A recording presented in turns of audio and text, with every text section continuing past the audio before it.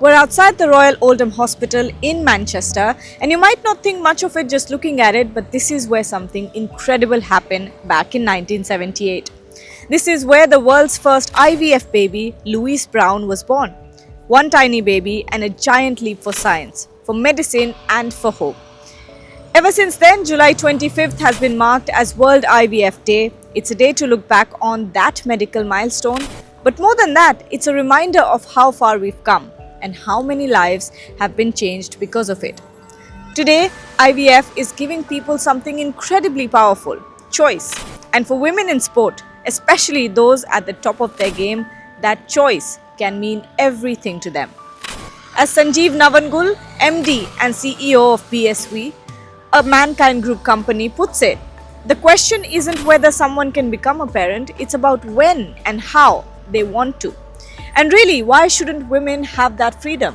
Whether it's an Olympic athlete or a young woman planning her future, the right to choose really matters. Corporates have learned it over the years now. And corporates have learned that women's health is important, and therefore we work a lot. For example, even working on fertility. One of the reasons that we are in that business and world over is that understand that it is woman's right to be a parent.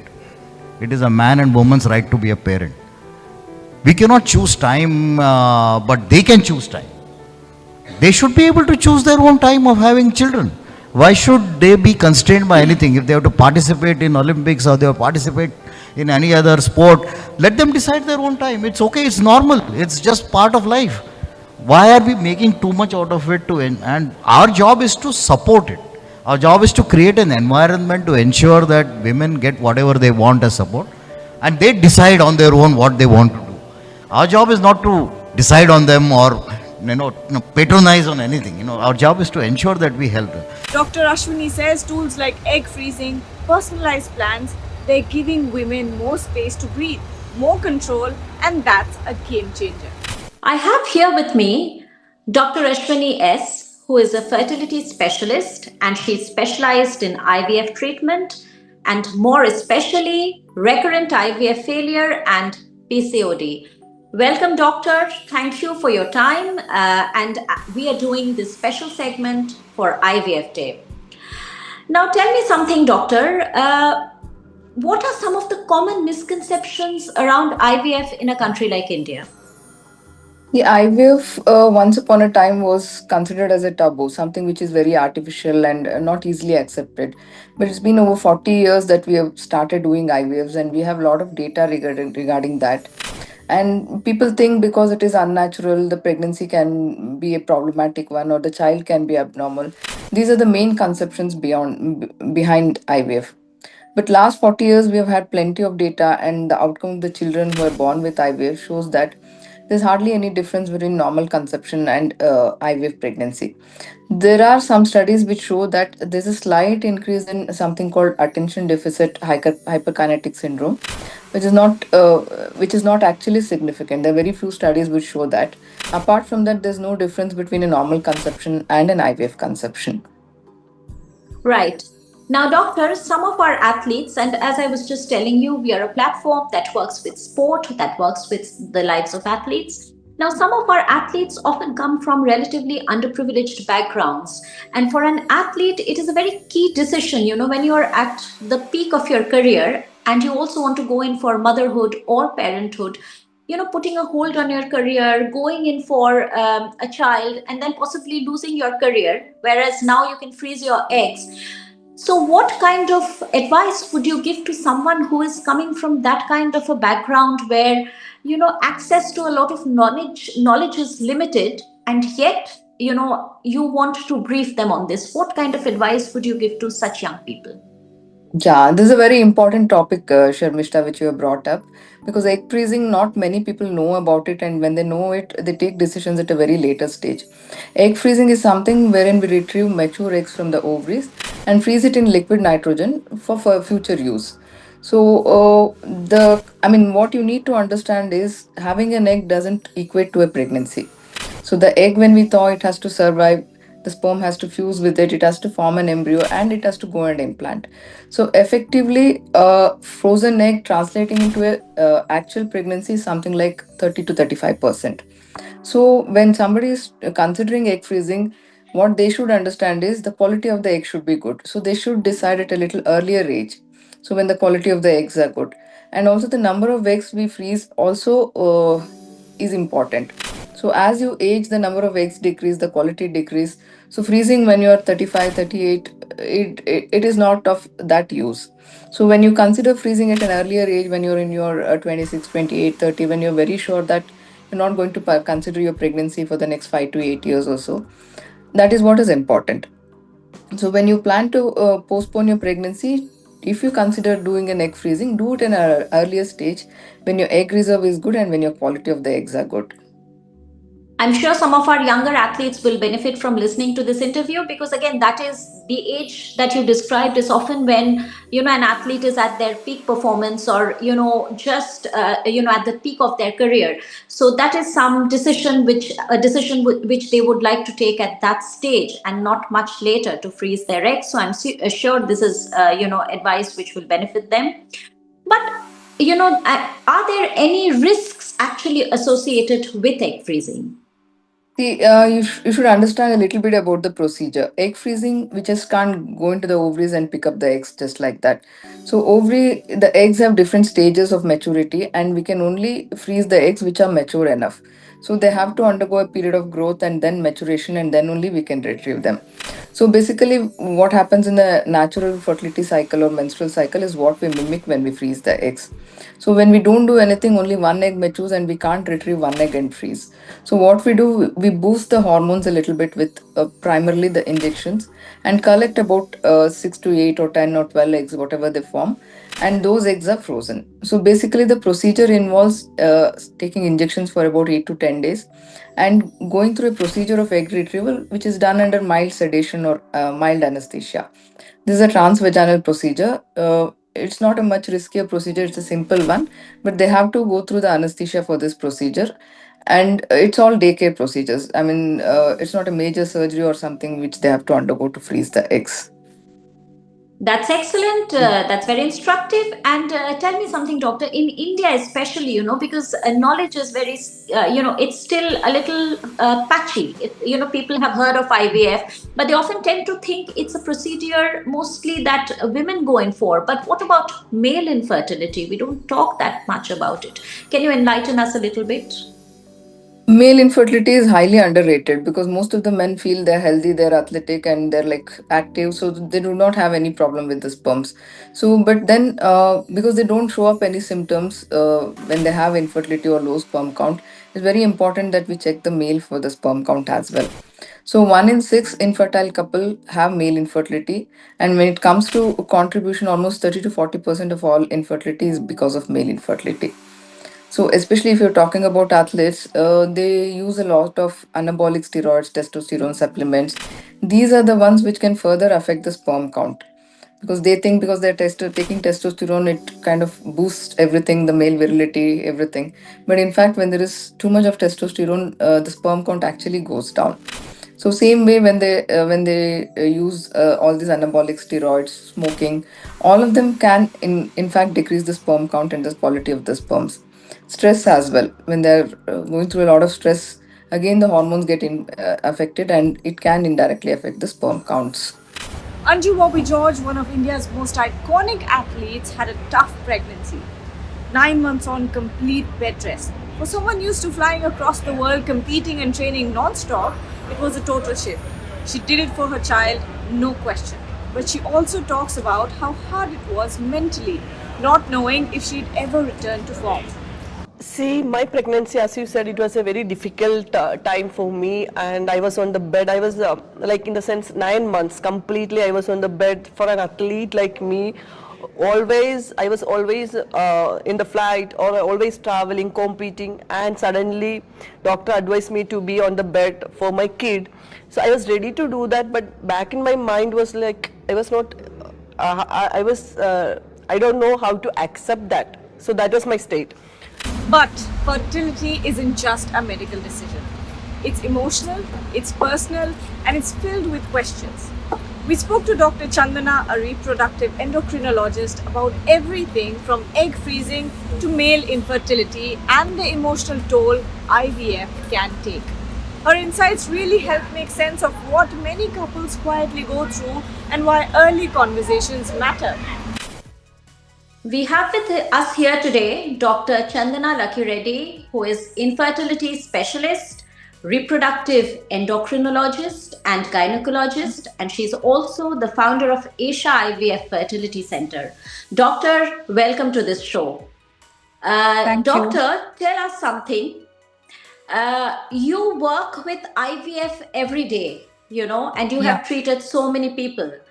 So, what Yeah. is the significance of a World IVF Day? Because we are doing this for World IVF Day. What is the significance of such a day? So, World IVF Day, basically, as I think most of us know, it's a celebration of the first IVF baby's birthday, who is Louise Brown. So, she is born in 1978. 78. Yes, 78. So, I think just 1 year younger to me. That's how I remember that year very well. Right, but in the contemporary context, I think, it allows us to celebrate the advances made in, medicine, in reproductive medicine. And on this day, we celebrate doctors who work every day. So would you have something to say about that? Yeah, I mean, it's a celebration of the IVF technique and the IVF specialists, like the doctors you mentioned, and also the embryologists, who does everything behind the scene. So I think, and also it is like the emotional aspect about the journey of the patients who undergo IVF treatment. A lot of things involved in that. But that date specifically chosen for that. Precisely. And you touched on a very important aspect is that, when we think of IVF, we think of, medicine, we think of procedures. But what is equally important is the, mental preparation of couples or people who are going in for IVF. So tell me something, doctor. In what ways do you mentally prepare a couple, and especially women, when they come to you for IVF, especially if they have been trying for several years and now perhaps they are feeling a little bit desperate? How do you talk to them? See, we actually have an holistic approach. We don't just touch on the medical aspects. Whenever they come, it's basically they will be meeting the coordinator, doctor, psychologist, whenever needed, embryologist.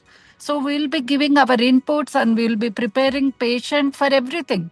Not just telling them you do the procedure. We tell them your lifestyle need to be like this. Your emotionals and your mental stress, all that first need to be tackled.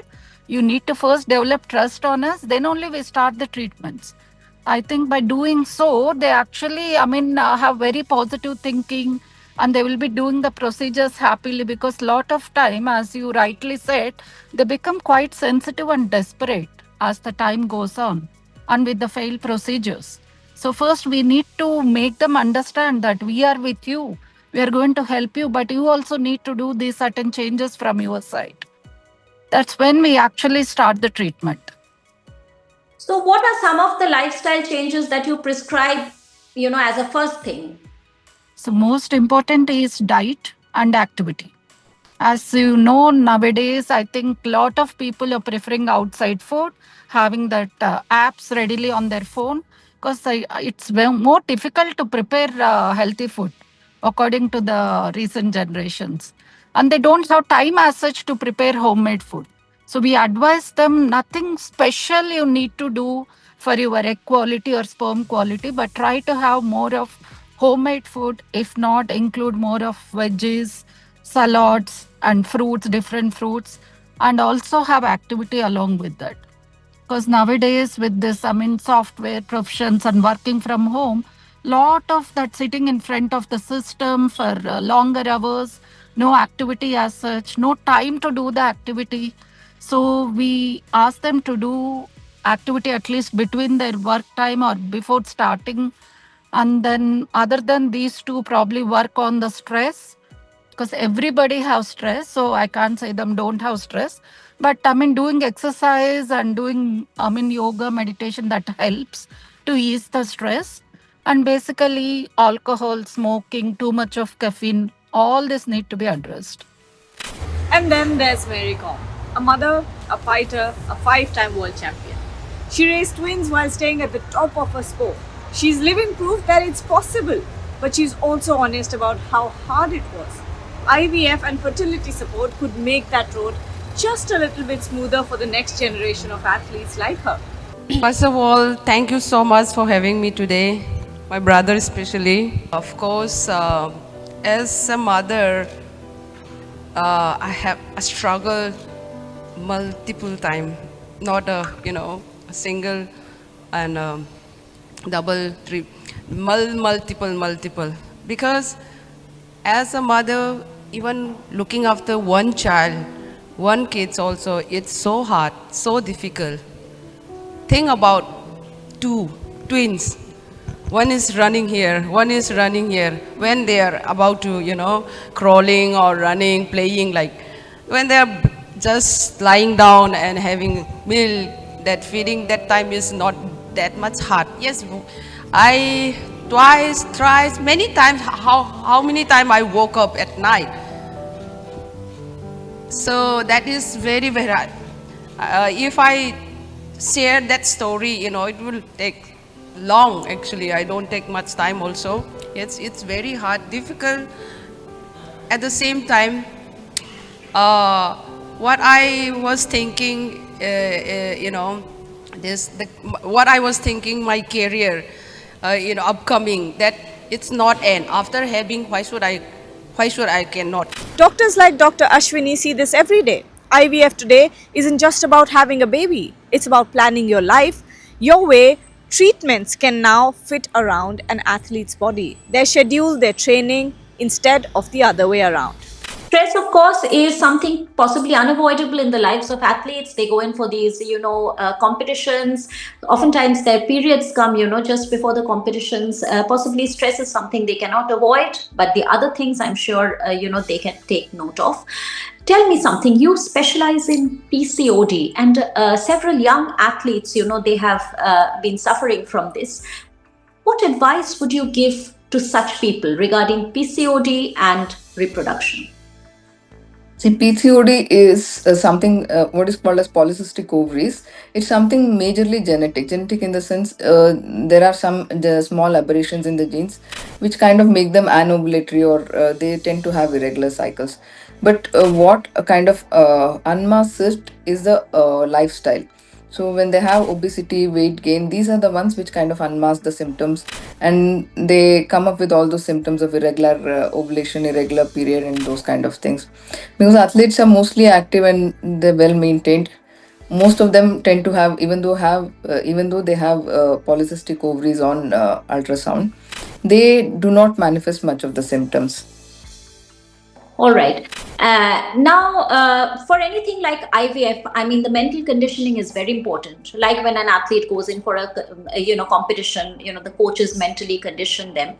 It's not only a procedure that is on your body. It's a mental, it needs mental preparation. So when someone comes into you, what are the kind of things you do to mentally set them up for it? I mean, each doctor has their own distinctive way, I'm sure. So what is your way? See, main thing is when they come for IVF treatment, they have a lot of anxiety. One thing is because of the family pressure that is going through. And the other thing is they are very uncertain about the outcome of the IVF. So the results, so they're very apprehensive about the results, how the treatment is going to be, how good their embryos are going to be. And apart from that, as I said, like we need to stimulate them for about 10 days. It involves taking injections for about 8 to 10 days. So almost every day they have to come to the hospital for those 10 days. So that means that they have to take time off from their work, and it may affect their work schedules as well as careers also. So these are some of the things which can contribute to stress for these couples. So you need to be like, they have to be educated as to what the procedure is going to be, how they have to make changes in their work or home front to go through this procedure. And no, please carry on. Please carry on. Yeah, that's what. So if they're well prepared in advance, they sail through the whole procedure very easily. But then when they're not prepared, very uncertain about the kind of treatment they're going through, then it adds to the stress of the treatment. So education is as key as your body taking the treatment. Again, education, mental conditioning, these are as key in IVF as it is in an athlete's performance. Doctor, my last question to you. Now, you work with patients every day with IVF, and you have brought smiles to the lives of so many people.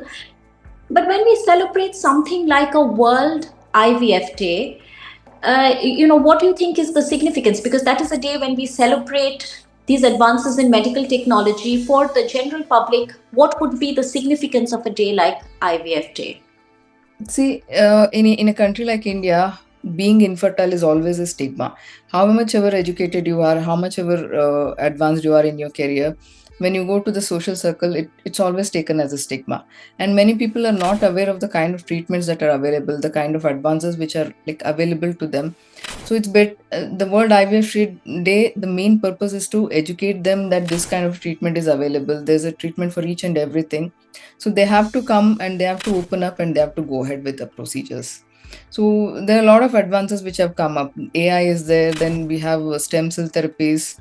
So plenty of things. We have microfluidics. I mean, it's coming in a big way. So there are so many things which can help all the couples, most of them for that matter. So with all the advances, at least 80 to 90% of couples can be benefited. So, Doctor, you have always also given us a glimpse into the future of IVF in our country. And of course, on IVF Day, we celebrate the advances in technology. We spread awareness, which is really important, more especially in a country like India. And we also celebrate doctors like yourself who work tirelessly with patients, again, bringing smiles to so many couples. So, Doctor, thank you very much for your time. Thank you so much. Thank you. Yeah. For Anju Bobby George, coming back after motherhood wasn't just physical, it was also emotional. But she did it anyway. And with the right awareness and support, more women can do it too. Motherhood again. So my pregnancy was the toughest. So 9 months I was on a bed, so bed rest, and I was gaining weight up to 105 kg, and they gave a lot of injection for some precautions, and that steroids actually, I was gaining weight because of that. And I tried after the pregnancy for 2012 Olympics, and it was utter failure. I was not able to move, I was not able to, because my body weight was so high, and that I was not able to reduce that in a minimum period. And my joints was actually aching, and it was rigid, the knee. I don't know how much I struggled, and I got a injury also on my shoulders. So hats off to her. After Of course, of course. No, I know the struggle. I know the struggle. So I always tell, after delivery, who are doing sports, it's big challenge for them. Motherhood challenge which I face, which Anju face, it's different. But if we are strong enough, okay, and not only me, all the mother, all the women, if they are mentally strong, willpower strong, no one can beat you. This is believe it. I believe myself. And you motivate yourself when you are go down, when you are go up. It's how to deal, how to manage. You have to know it. Even I already have 4 kids. Instead of I am doing so many things. I have to wake up in the morning, I have to prepare food, I should get ready for my kids for school and drop them. Sometimes my driver is not well, I have to go and pick them. This is all mother, Only mother can do. I don't think father can do or not. This is all they feed them. Again, let me tell you that whole day you have to, unless the kids are not sleeping, the children are not sleeping, you have to wake up, alert all the time. And my case is I'm doing my training in between. Whenever I am free, no, I don't want to miss my workout time. Dr. Chandana has helped hundreds of couples through this journey. We asked her to break it all down. The facts, the fears, and the choices that make all the difference. we are a platform. Rep Sports is a platform where we, do sports coverage, and we cover athletes in their daily lives also. Now, the advice that you give is, of course, very relevant, but you see, athletes, they're already in a very good regimen, they're in a good diet, they're taking lots of protein, they're, playing, they're training, but still, if they need to go in for fertility treatment or egg freezing, they might also face issues. So, what advice would you give such persons? See, I think it's not only just the activity and diet, those are the most important things need to be addressed. But if there is anything else, which I think most of the time when we start asking them, what else you have in your lifestyle, anything you think could have led to this problem, you can see few people might be having the sleep issues. Sleep is also very important.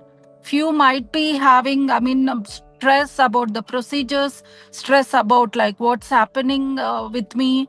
Like it could be related to different things which we need to address the trigger point. And the other important thing, as you rightly mentioned, too much of exercise is also not good. Not doing or doing too much. And sometimes while doing, too heavy exercises, they might take too much of protein powders and things to maintain. So those are all not the healthy way.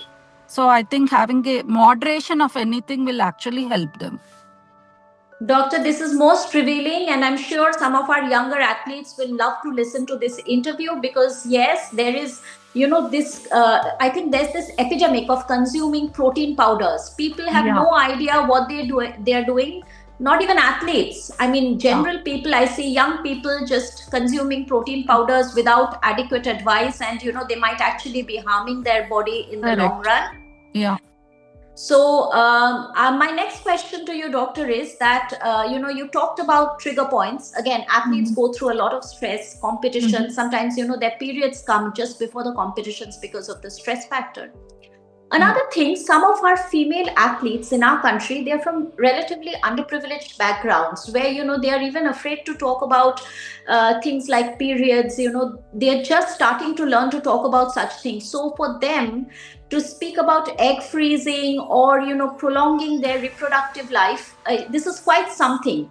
So what kind of, a small advice would you give to people who are coming from that kind of a background? Yeah, as you rightly said, I think egg freezing has become a sort of common in the, privileged societies. Just now before having the interview, I met a girl who came from US who is considering egg freezing.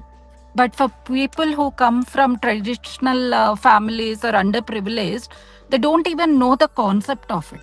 They think that is something really wrong or something not to be spoken about.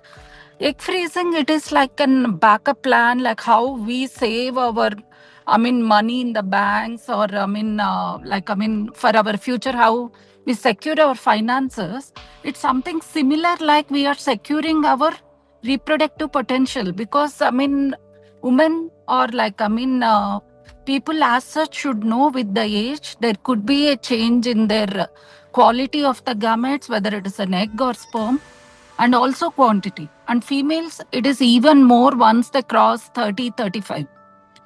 So, after settling in their career and, probably in sports, whatever, then if they want to plan about their family, probably things have been already, worst. They may not have the chance to conceive. So, having a checkup done with the gynec or an infertility specialist to see where they stand and what is the time frame. We are in the era of that, that is called preconceptional counseling, what we do. So the same with the younger females as well, just getting one gynec checkup and then knowing where they stand, any other gynec issues, that I think they will get into the right track. Excellent, doctor. Excellent advice to younger people. Egg freezing is like putting money in the bank. Excellent. Yeah. And my last question to you, how do you see the future of IVF shaping up in our country? I think it has been progressing in a quite faster pace, I can say, because the awareness among the people has increased. And as such, the infertility problem has also increased. As you can see the statistics, globally it is like 1 in 6 couple are facing infertility nowadays. And I think by increasing the awareness and knowing that it is not that much tedious process or unsafe process, more people are going to approach. And with the developing, I think, IVF field, we are also going to give them, better success in future. Thank you, doctor. It was most instructive. I am a mother myself, but it was most instructive speaking to you, and I'm sure younger people will benefit immensely if they watch this interview. Thank you, doctor, for your time. And as Bhavna Singh from BSV points out, we've still got a long way to go. In many parts of India, women's health is just not a priority. So awareness, access and support, they're everything. Of course, as a women's health company, we are also aware that in India, and I think Sanjeev also quoted this statistic yesterday, 1 out of every 2 men get access to healthcare in India. Unfortunately, 1 out of 5 women in India get access to healthcare. So fundamentally, there's a gender disparity, there's a social disparity. And also, if you look at it, the earning member of the family, especially in rural India, right? In India, we have many Indias. So, rural India, it's the man who brings the bread to the house, obviously has to stay fit. So, access to healthcare also is extremely disproportionate in our country. So, as an organization, we have been talking to governments and we work with a lot of state governments. Our teams go talk to the panchayat, they go to district hospitals. So, that is the kind of awareness that we build about women's health. When it comes to fertility, motherhood, and the pressure to balance it all, numbers don't tell the whole story. The real impact is best understood through the voices of those who have lived it. From world champion athletes like Mary Kom and Anju Bobby George, who have navigated the demands of elite sport and motherhood, to leaders like Sanjeev Navangul, who believe in creating space for women to choose their own time to become parents, to voices behind the scenes like Bhavna Singh, working to close the healthcare gap for women in India. These are the people shaping the conversation. Their experiences, their struggles, and also their truths speak louder than anything else. Here are their words, unfiltered, powerful, and deeply personal. Presented by BSV, a Mankind company.